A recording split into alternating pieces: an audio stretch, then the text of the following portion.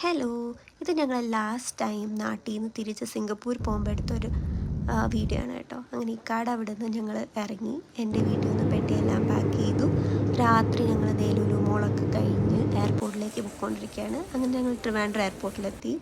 ഞങ്ങൾക്ക് ഇവിടെ നിന്ന് Trivandrum to Colombo to Singapore അങ്ങനെയാണ് ഞങ്ങൾ ഫ്ലൈറ്റ് എടുത്തേക്കുന്നത്. അപ്പോൾ അങ്ങനെ കൊളംബോ എയർപോർട്ടിലെത്തി. ഇവിടെ ഞങ്ങൾക്കൊരു 6 hours ലേ ഓവർ ഉണ്ടായിരുന്നു.